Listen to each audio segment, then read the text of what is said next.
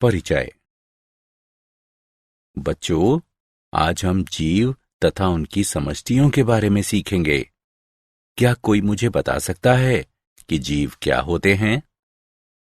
Sir, जीव सजीव प्राणी होते हैं जो उद्दीपन की प्रतिक्रिया करने, प्रजनन, वृद्धि करने में सक्षम तथा समस्थैतिक होते हैं। सही कहा रिया। और जीवों के उदाहरण हैं स्तनधारी, पक्षी, जीवाणु, कवक इत्यादि। लेकिन सर, हम उनकी समष्टि को कैसे परिभाषित करते हैं? अच्छा प्रश्न है राजेश। हम जानते हैं कि जीवों की समष्टि में कुछ विशेषताएं होती हैं। इन विशेषताओं के आधार पर हम जीवों की समष्टि को परिभाषित करते हैं। इस पाठ में आप जीव तथा उनकी समष्टियों के बारे में सीखेंगे। उद्देश्य। इस पाठ के अंत में आप निम्न करने में सक्षम हो जाएंगे। प्रमुख अजैव कारकों की चर्चा करना, अजैव कारकों के प्रति अनुक्रियाओं का वर्णन करना, अनुकूलन का वर्णन करना, समष्टि एवं इसके लक्षणों को परिभाषित करना, समष्टि वृद्धि की चर्चा करना, वृद्धि मॉडल की व्याख्या करना, जीवन वृत्त विभिन्नताओं की चर्चा करना, समष्टि पारस्परिक क्रियाओं की व्याख्या करना, जीव और इसका पर्यावरण। प्रकृति में दो संकुल हैं, अन्योन्य आश्रित पारस्परिक अभिक्रिया और परस्पर संबद्ध संस्थाएं, जीव तथा पर्यावरण। जीव केवल उपयुक्त वातावरण में जीवित रह सकते हैं, एक दूसरे को प्रभावित कर सकते हैं तथा पर्यावरणीय कारकों के पूर्ण संकुल द्वारा प्रभावित हो सकते हैं। पारिस्थितिकी जीव विज्ञान की एक शाखा है जो जीव तथा पर्यावरण के बीच होने वाली पारस्परिक क्रियाओं के अध्ययन से संबंधित है। जीवोम उन जीवों का एक प्रमुख पारिस्थितिकी समुदाय है जो एक विशिष्ट जलवायु या विशाल भौगोलिक क्षेत्र जहां वे पाए जाते हैं उनकी पर्यावरणीय दशा के लिए अनुकूलित होते हैं। आवास को उस स्थान के रूप में परिभाषित करते हैं जहां कोई जीव या जैविक समष्टि सामान्य रूप से रहता है या पाया जाता है। प्रमुख अजैव कारक। शब्द अजैव पारिस्थितिकी तंत्र के निर्जीव या भौतिक घटकों को संदर्भित करता है। ये हैं तापमान, जल, प्रकाश, मृदा। तापमान। सभी जीव तापमान के न्यूनतम तथा अधिकतम परास के बीच जीवित रहने के लिए अनुकूलित होते हैं। पृथ्वी की सतह पर अलग अलग क्षेत्रों में अलग अलग तापमान होता है, जबकि कुछ जंतु तथा पौधे अत्यधिक गर्मी या अत्यधिक ठंड सहन कर सकते हैं और कुछ मध्यम तापमान वाले परास में अच्छी तरह से वृद्धि कर सकते हैं। ऐसे भी जंतु हैं जिनके शरीर का तापमान विभिन्न पर्यावरणीय स्थितियों में घटता बढ़ता रहता है। मछली और मेढक जैसे जंतु असमतापी कहलाते हैं। जंतु जो अपने शरीर के तापमान को परिवेश के तापमान के अनुसार नियंत्रित कर सकते हैं होम्योथर्मल या समतापी कहलाते हैं। भौगोलिक प्रक्रियाओं में तापमान भी महत्वपूर्ण भूमिका निभाता है। हवाओं तथा पृथ्वी की घूर्णन के साथ साथ विभिन्न समुद्री जल के तापमान में अंतर समुद्री धाराओं को उत्पन्न करता है। जल। जल पारिस्थितिकी तंत्र का एक अजैव कारक है। सभी सजीवों को जल की आवश्यकता होती है। पृथ्वी पर जीवन के लिए जल महत्वपूर्ण है। जल घुलित गैसों जैसे कि जलीय जीवों के लिए आवश्यक ऑक्सीजन तथा जलीय पौधों के लिए आवश्यक कार्बन डाइऑक्साइड का परिवहन करता है और तापमान परिवर्तनों के बड़े प्रभावों को कम करने के लिए जल के निकाय ऊष्मा अभिगम के रूप में कार्य करते हैं।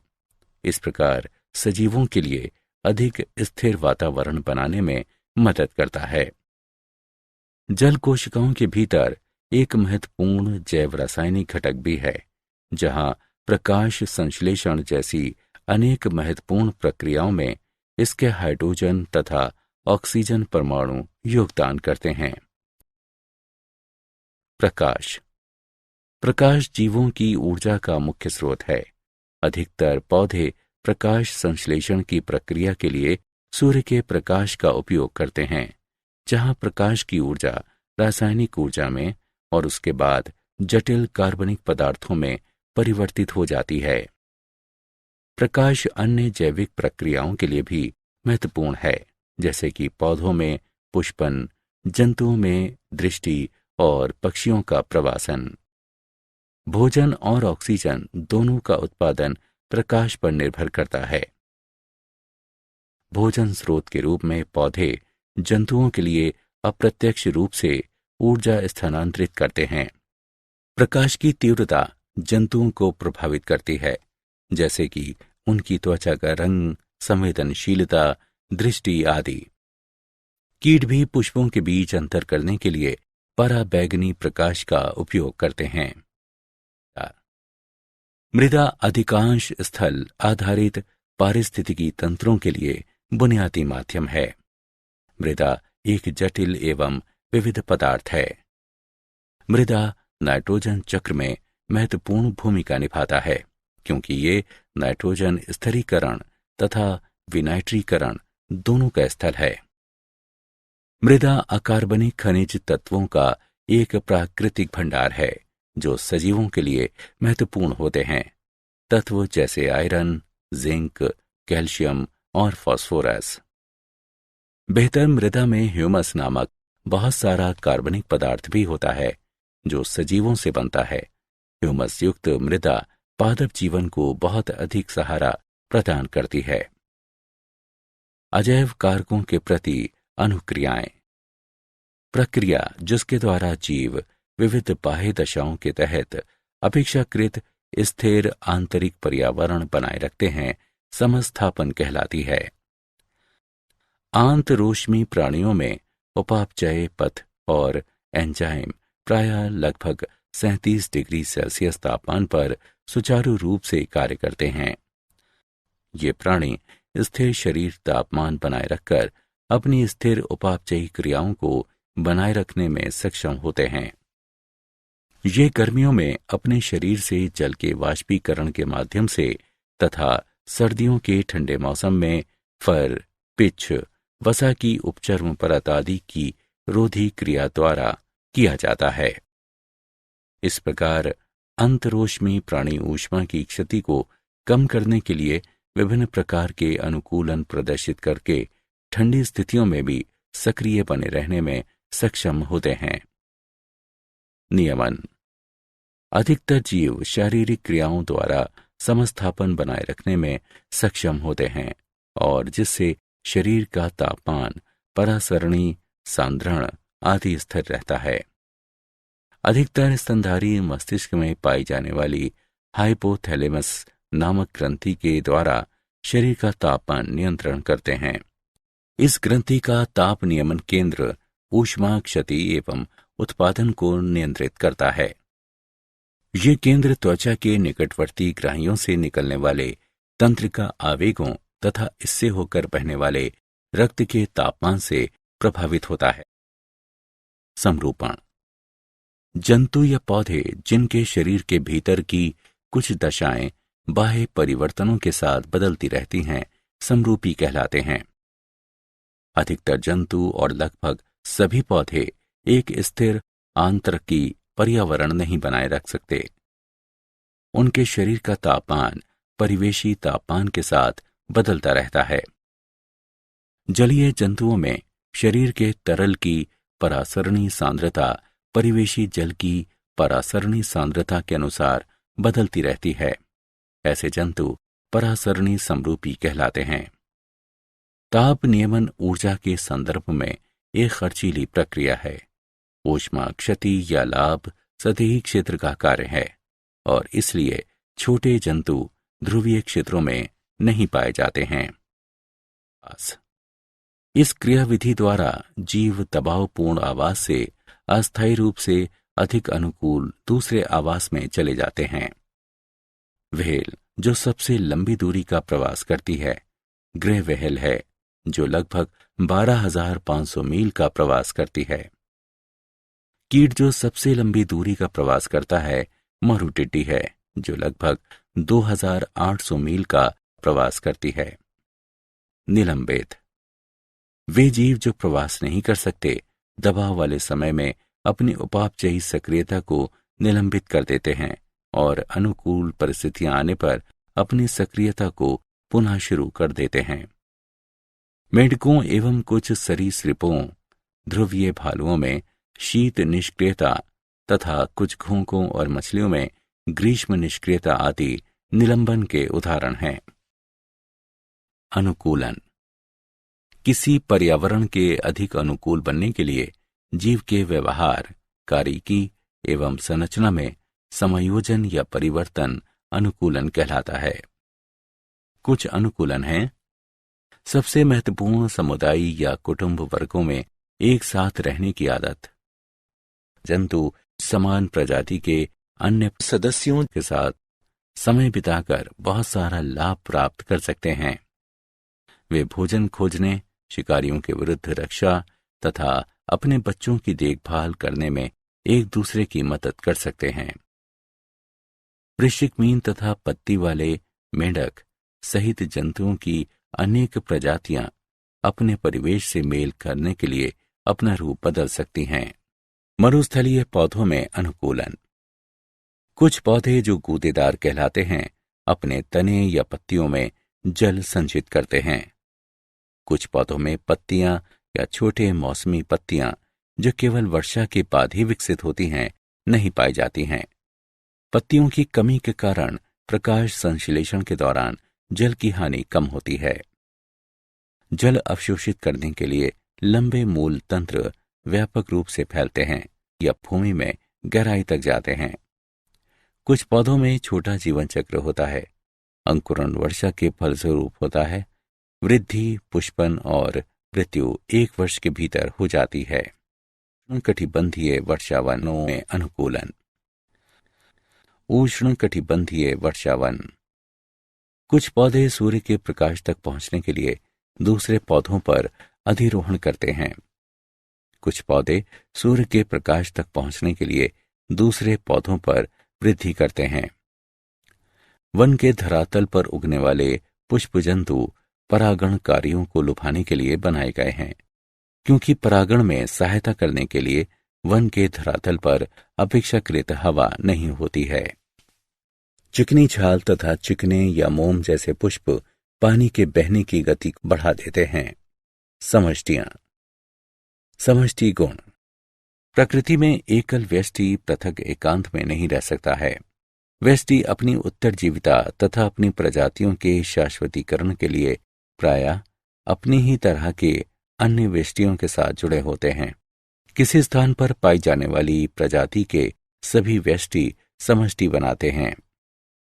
पारिस्थितिकी में समष्टि समान क्षेत्र में रहने वाले तथा जैविक समुदाय की इकाई के रूप में कार्य करने वाले समान प्रजाति के व्यष्टियों का समूह है।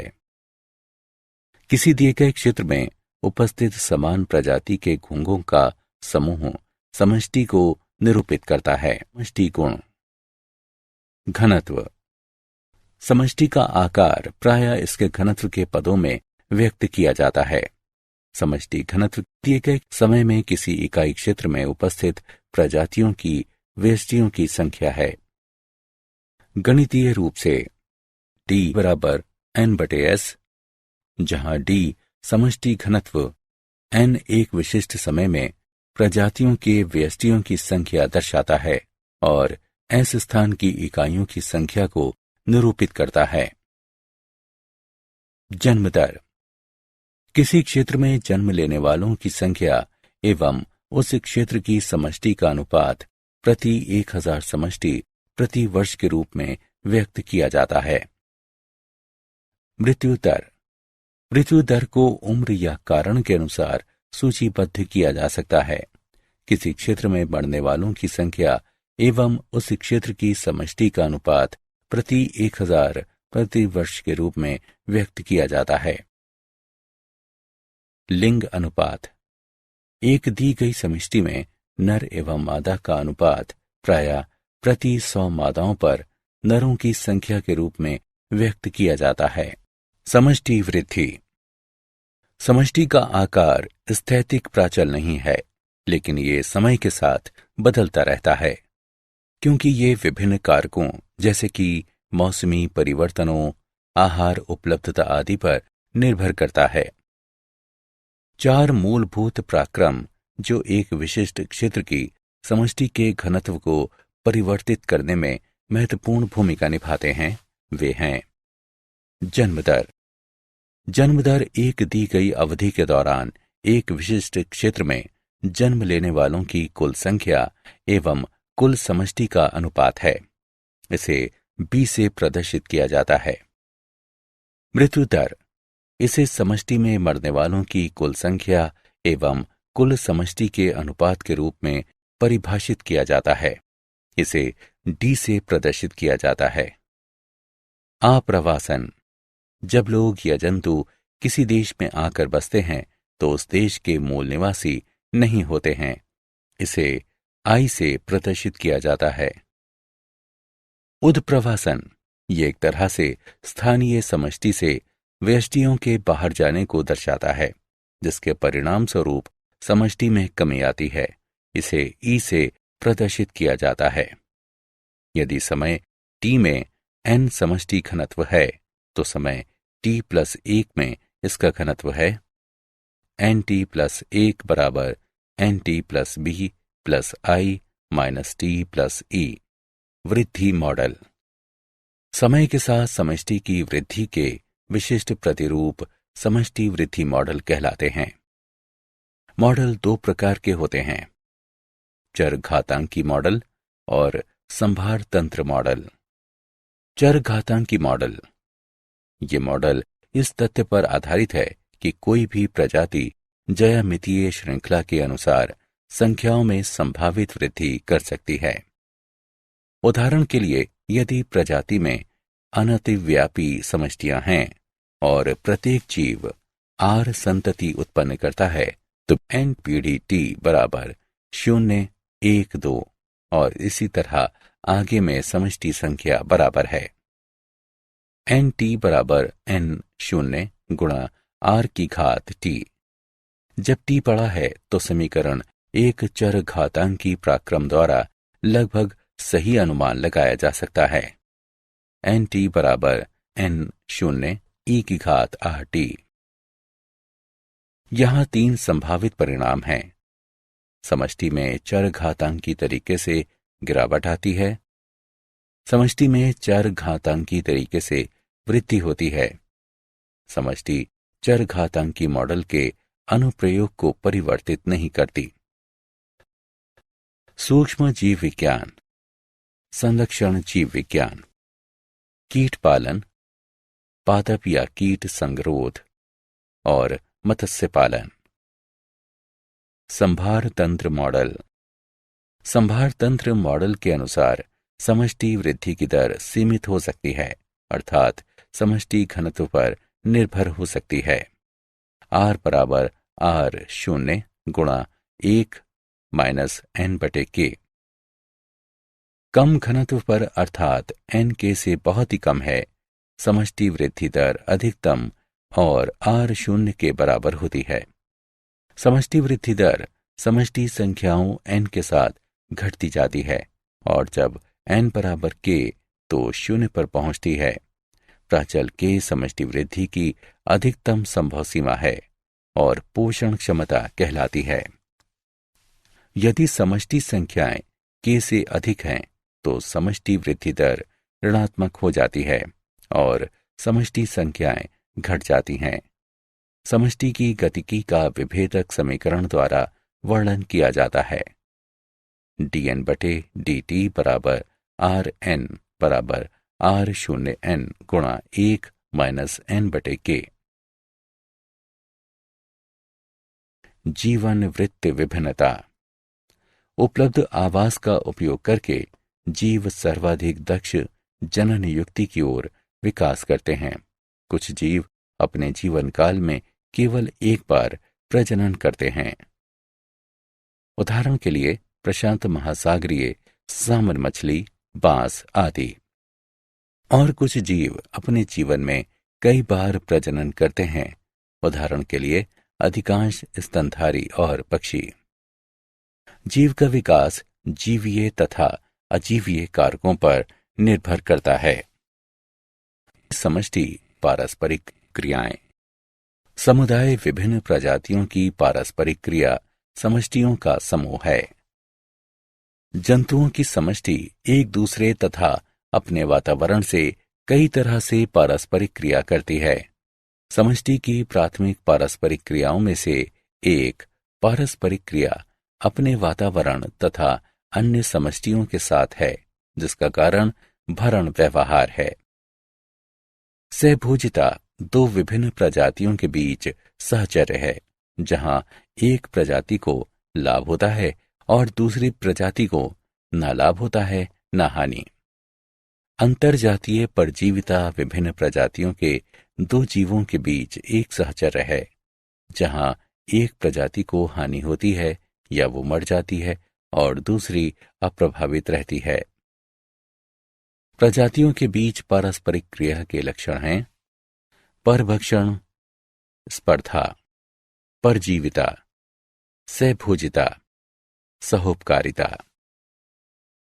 परभक्षण अलग अलग प्रजातियों के दो जीवों के बीच सहजीवी संबंध का रूप, जिसमें एक शिकारी के रूप में कार्य करता है जो शिकारी के रूप में कार्य करने वाले दूसरे जीव का शिकार करके भक्षण करता है। परभक्षण एक प्रक्रिया है जो पारिस्थितिकी समुदायों में प्रजातियों के वितरण, उनकी प्रचुरता और विविधता को प्रभावित करने में बहुत महत्वपूर्ण भूमिका निभाता है। सफल परभक्षण शिकारी के समष्टि आकार में वृद्धि करता है और शिकार के समष्टि आकार को घटित करता है। शिकार समष्टि पर पड़ने वाले ये प्रभाव अन्य प्रजातियों की प्रचुरताओं को अप्रत्यक्ष रूप से परिवर्तित करते हैं। परभक्षण के ऐसे अप्रत्यक्ष प्रभावों का एक उदाहरण पोषणज सोपान है। पोषणज सोपान तब होता है जब पौधों या अन्य प्रजातियों को, जो शिकारी द्वारा प्रत्यक्ष रूप से नहीं खाए जाते हैं, प्रभावित करने के लिए परभक्षण सोपान के प्रभाव खाद्य श्रृंखला में नीचे चले जाते हैं। परभक्षण उन प्रजातियों की संख्या घटा या बढ़ा सकता है जो समुदाय में एक साथ रहती हैं। ये पर्यावरण की अनुकूल तथा पसंदीदा शिकार प्रजातियों की प्रतिस्पर्धी स्थिति पर निर्भर करता है। स्पर्धा सीमित आवश्यक संसाधन के लिए जीवों के बीच संघर्ष स्पर्धा है। अंतरजातीय स्पर्धा तब होती है जब समान प्रजाति के जीव एक ही समय पर समान संसाधन का उपयोग करते हैं। अंतरजातीय स्पर्धा तब होती है जब असमान प्रजाति के जीव एक ही समय पर समान संसाधन का उपयोग करते हैं। स्पर्धी अपवर्जन तब होता है जब एक प्रजाति संसाधन प्राप्त करने में दूसरी प्रजाति से बेहतर होती है। इस तरह समय के साथ साथ घटिया स्पर्धी अंततः समुदाय से विलुप्त हो जाते हैं। संसाधन विभाजन तब होता है जब दो प्रजातियां अलग अलग तरीके से संसाधन का उपयोग करना शुरू करती हैं। इस तरह दोनों प्रजातियां सह अस्तित्व के लिए सक्षम होती हैं। परजीविता परजीविता में एक व्यष्टि जीव परजीवी अपने पोषक से प्राप्त पोषक तत्वों की खपत करता है। फलस्वरूप पोषक का स्वास्थ्य कमजोर हो जाता है। कई स्थितियों में परजीवी पोषक जीव में रोग उत्पन्न कर सकते हैं। इस स्थिति में उन्हें रोगजनक माना जाता है। हम परजीवियों को दो श्रेणियों में विभाजित करते हैं। अतः परजीवी जीव जो अपने पोषक के शरीर के भीतर रहते हैं। अंतः परजीवी के उदाहरण हैं फ्लूक, फीता कृमि, कवक, जीवाणु और प्रोटोजोआ। बाह्य परजीवी जीव जो अपने पोषक के शरीर के बाहर रहते हैं और आहार पूर्ति करते हैं। बाह्य परजीवी में कलनी यानी टिक्स, एवं जूं, पौधे, प्रोटोजोआ, जीवाणु और कवक शामिल हैं। पौधे और जंतु आमतौर पर पोषकों के रूप में कार्य करते हैं। परजीवी संचरण। सभी परजीवियों के लिए पोषक एक आवास के द्वीप के रूप में मौजूद है, लेकिन द्वीप एक सीमित अवधि तक रहता है और परजीवी वर्तमान पोषक के मृत होने से पहले एक नया पोषक खोज लेते हैं। नए पोषक तक संचरण या तो प्रत्यक्ष रूप से या एक वाहक के द्वारा हो सकता है। प्रत्यक्ष संचरण में परजीवी बिना किसी मध्यवर्ती जीव के एक पोषक से समान प्रजाति के एक दूसरे पोषक तक पहुंचता है। वाहक संचरण में मध्यवर्ती जीव वाहक परजीवी को एक पोषक से अगले पोषक तक स्थानांतरित करता है। सहभोजिता। सहभोजिता दो जीवों के बीच संबंध है, जहां एक जीव को लाभ होता है और दूसरा अप्रभावित रहता है। उदाहरण के लिए, मुक्ता मीन शिकारियों से बचने के लिए समुद्री खीरे का उपयोग करती है। मुक्ता मीन समुद्री खीरे की गुदा में रहती हैं। ये पहले निचले भाग पर स्थित छिद्र में आश्रय लेती हैं ताकि इसका सिर बाहर निकल सके। जब मुक्ता मीन का शिकारी निकट आता है तो ये अपना सिर इसके अंदर कर लेती हैं ताकि इसका पता न लगाया जा सके। समुद्री खीरा इस गतिविधि से अप्रभावित रहता है। सहोपकारिता। सहोपकारिता दो अलग अलग प्रजातियों के जीवों के बीच सहचर्य है, जिसमें दोनों जातियों को लाभ होता है। सहोपकारी व्यवस्था प्रायः व्यापक रूप से भिन्न जीविका आवश्यकताओं वाले जीवों के बीच विकसित होते हैं। नाइट्रोजन स्थिरीकरण जीवाणु और लेग्यूमिनस पौधों के बीच सहभागिता एक उदाहरण है। इसी तरह गाय और रूमेन जीवाणु के बीच सहचर्य है। पाचन तंत्र में रहने वाले जीवाणु गाय द्वारा खाए गए पौधों को पचाने में मदद करते हैं। पेड़ की जड़ों और कुछ कवकों के बीच सहचर्य प्रायः सहोपकारी होते हैं। आप जानते हैं, कवक पारिस्थितिकी तंत्र के अलग अलग घटकों के बीच संतुलन बनाने के लिए आवश्यक हैं और जीवन के स्थायित्व एवं निरंतरता की गारंटी हैं। कुछ कवक एंजाइम और अम्ल स्रावित करते हैं, जिनसे रोगों का उपचार करने में मदद मिलती है, जैसे कि पेनिसिलियम कवक जो एंटीबायोटिक पेनिसिलिन उत्पन्न करते हैं। सारांश। आइए हमने जो कुछ सीखा है उसे संक्षेप में दोहराएं। प्रकृति में दो संकुल हैं, अन्योन्याश्रित पारस्परिक अभिक्रिया और परस्पर संबद्ध संस्थाएं, जीव तथा पर्यावरण। शब्द अजैव पारिस्थितिकी तंत्र के निर्जीव या भौतिक घटकों को संदर्भित करता है। प्रक्रिया जिसके द्वारा जीव विविध बाह्य दशाओं के तहत अपेक्षाकृत स्थिर आंतरिक पर्यावरण बनाए रखते हैं, समस्थापन कहलाती है। जंतु या पौधे जिनके शरीर के भीतर की कुछ दशाएं बाह्य परिवर्तनों के साथ बदलती रहती हैं, समरूपी कहलाते हैं। प्रवास एक क्रियाविधि है जिसके द्वारा जीव दबावपूर्ण आवास से अस्थायी रूप से अधिक अनुकूल दूसरे आवास में चले जाते हैं। मेढकों एवं कुछ सरीसृपों, ध्रुवीय भालुओं में शीत निष्क्रियता तथा कुछ घोंघों और मछलियों में ग्रीष्म निष्क्रियता आदि निलंबन के उदाहरण हैं। किसी पर्यावरण के अधिक अनुकूल बनने के लिए जीव के व्यवहार, कार्यकी एवं संरचना में समायोजन या परिवर्तन अनुकूलन कहलाता है। किसी स्थान पर पाई जाने वाली प्रजाति के सभी व्यष्टि समष्टि बनाते हैं। पराक्रम जो एक विशिष्ट क्षेत्र की समष्टि के घनत्व को परिवर्तित करने में महत्वपूर्ण भूमिका निभाते हैं, वे जन्म दर, मृत्यु दर, आप्रवासन एवं उत्प्रवासन हैं। परभक्षण, स्पर्धा, परजीविता, सहभोजिता और सहोपकारिता प्रजातियों के बीच पारस्परिक क्रिया के लक्षण हैं।